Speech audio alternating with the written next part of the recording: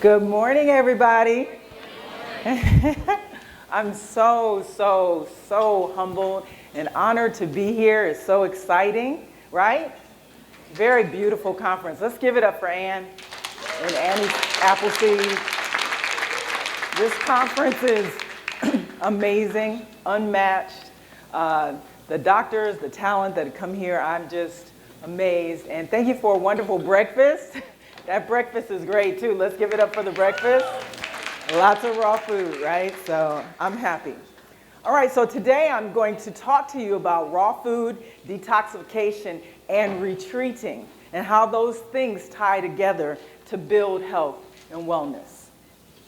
So I call this a path back to our dreams. So before I get started, I don't have anybody backing me. I don't have any big sponsors. Toward the end, I will invite you to work with me and talk to me. I'll be in the banging if you're interested, but no money behind me. So what if you had a dream and something got in the way of you fulfilling your dream? Can everybody relate? That's why we're here, right? So when I was a little girl, that's me and my little brother, I had two dreams. One dream was to teach. So I would line all my little stuffed animals up in my room and put my little brother in there too. I'd make him sit down and pay attention to me. And I'd go on and on and on and on. And I just loved the idea of helping people through teaching. And I was doing that since I could stand up. My brother was born when I was 3, and I started when I was 3. He was my first student. And my other dream was to have a family of my own. And I think that's a dream that a lot of us share, is the love of having our family and being with our family, right? Can we relate? Yep. All right, so fast forward, and I'll be bouncing back and forth. I became a teacher. What I quickly realized is that I just was not really good with children. I was not going to be teaching small children, stuffed animals, or my brother. But I realized that I was a great corporate trainer. So I got into the corporate world, I got into commercial real estate, and I became a training manager, then a training director, and I just found my niche, and I was happy. So one dream I reached, I was so excited. The second dream was to have my family, as I shared with you, and I got married. So I met my husband online, which 18 years ago, that didn't happen. Now everybody meets everybody online. A lot of people met online, a lot of the speakers and exhibitors. So we got married and we started our family. So I was able to reach my dream. Until I got very ill. So when I was a baby, I was a colicky baby. People familiar? Colicky baby, wake up in the middle of the night, vomiting, bloated guts. You give them food, it makes them worse, right? But babies gotta eat. So I was a colicky baby when I was born, and throughout my childhood, I had digestive problems. We called it, I had a bad stomach. And we thought it kind of ran in my family because we saw this throughout the generations in my family. And so how this relates to where we're going is that my dream, I stopped working so that I could raise my family. And I had my daughters, they were 4 and 5 at the time. And I was so sick, sleeping 20 hours a day, that I couldn't even take care of them. So finally got to my dream after 35 years or so. I had my children when I was 36 and 38, and I wasn't able to enjoy it. So what was going on with me was that my digestive problems that started in the beginning as a colicky baby had gotten worse. And I was listless, no energy. I was sleeping 20 plus hours a day. I would just get up to put my kids on the bus and get up to receive them.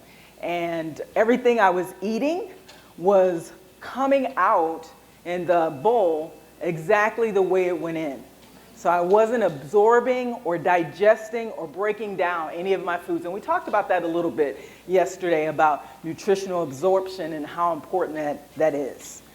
And I was confused. I didn't know what to do. I finally went to the doctor. I went to a specialist, a GI specialist, and he laid out this course of action that he was going to do upper and lower GIs. I was going to swallow some radiated barium. I was going to get a barium enema. They're going to look at my motility and all this. And I had said to him, I said, what do you think it is? What are you looking for? And he had no idea. He had no idea.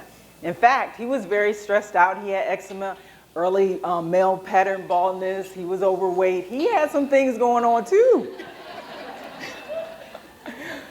And I just didn't get a good feeling. So very disappointed. I waited a long time for that appointment. And one of the ways that I would soothe myself is I would go to the thrift store. So on the way back, I stopped at the thrift store. And I was attracted to this book called The False Fat Diet. And I wasn't trying to lose weight. I was trying to be well. But for some reason, I pulled that book down and I bought it. I think it was $1. And it was an allergist, and he was a doctor who was helping these women with their allergies, but his technique was helping women lose weight. And he found out that it was false weight because it was really the body holding on to water to protect itself from the toxicity that was in their body. But his strategy was an elimination diet. So he had them week by week eliminate something: corn, dairy, sugar, salt, meat, and a couple others. And so I tried it. So first week I started to eliminate, let's say, for example, corn. I don't remember, this was years ago, but every week I would eliminate something. And by the way, at the time I was a vegetarian, and I had been so since college. So I was in my 40s, and I considered myself a healthy eater for 20 years.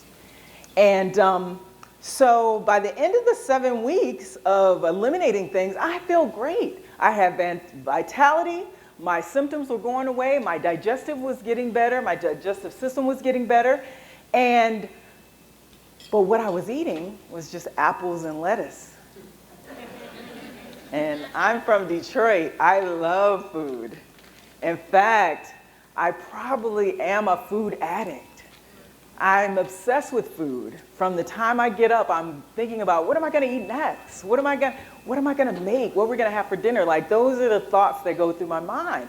So you can imagine, although I felt well, I wasn't very excited about what I had ascertained from that exercise. So lo and behold, I got an email because I attended a lecture with Brenda Cobb, Dr. Brenda Cobb, and she was the founder of the Living Foods Institute. And so I responded to the email, and from conversations with Brenda, I ended up with a partial scholarship to Living Foods Institute to do a 10-day cleansing raw food retreat. And I said, okay, I'm gonna give it a try, because all I'm doing is apples and lettuce, and that's not gonna work. I really like food way too much. And so from there, I met Dr. Brenda Cobb, and that's the first picture. And she has shared with me her story about her journey with cancer. So she worked in the entertainment field, and she had a very high-powered life, a lot of nights, a lot of things that we're trying not to talk about and use during the conference. And she ended up with 2 spots in her breast and also uterine cancer.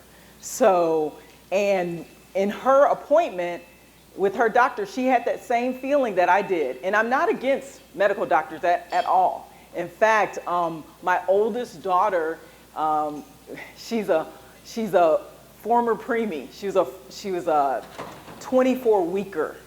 So she was 14 ounces at birth. So if it wasn't for doctors, my now 16-year-old daughter wouldn't be here.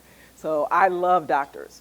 But Brenda had a very similar experience where the doctor was like, we're going to do this, this, this, this. And they really couldn't make any promises. Just like Dr. Robbins said, you can't make any promises. And she just didn't get a good feeling. So she went back. She did her research on Dr. Ann Wigmore, who is one of the pioneers of raw food, who came to this country and she did a lot of research and experimentation on her own body, which I highly recommend because everybody is different, right? We're bio-individual. We've had several people in the room already say one thing doesn't work for everybody. It's not a one-size-fits-all. It's very bio-individual and it's very biodynamic, meaning as you age, what might have worked when you were 20 may not work when you're 30. Anybody feel me on that?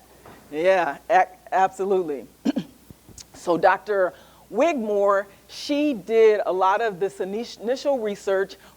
She had long since transitioned, but Brenda actually researched her and then she opened a wellness center. So here I am, a food lover.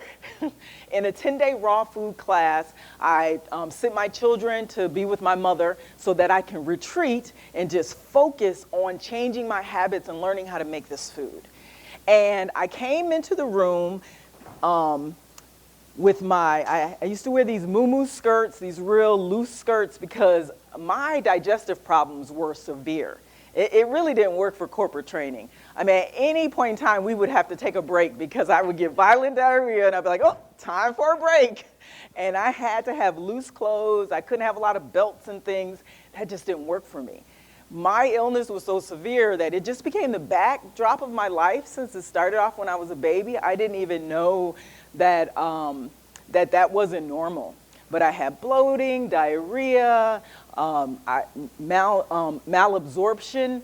And so I'm in this class, you know, learning how to prepare all these foods and eating all these different foods that I typically don't have. Although as a vegetarian, I would go to one of the big box stores where you're a member and I would buy all these bags and cans of vegetables. That was my idea at the time of being a vegetarian.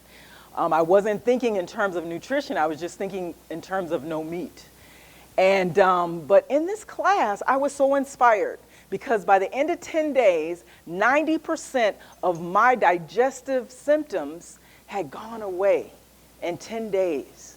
I was absorbing my food. I had normal bowel movements. My bloating had gone down. I was so inspired that after 4 months, I stuck with it 100% and I lost 60 pounds. And I didn't even consider myself fat. I was just black chick thick, you know what I'm saying? And I was happy with myself. But what I realized is that it wasn't really weight per se, it was waste. It was the water weight that was protecting my organs from the toxicity of the canned foods and the processed foods that I was putting in my body, and it was the waste that I was carrying in my colon. And so through this work, through Brenda Cobb's work, I started to clean my colon. I was eating fruits and vegetables, lots of greens, alkalizing my body from the inside out. And so from there, I immediately started working at a farm because I was like, I got to get a hold of some of these fresh, raw foods. And on the farm, I started doing demos just on my own, started doing food demos. Because when I was at the Living Foods Institute, I was like, okay, this food is okay, but I'm used to much more seasoned foods, processed foods, right? We get really, really hooked to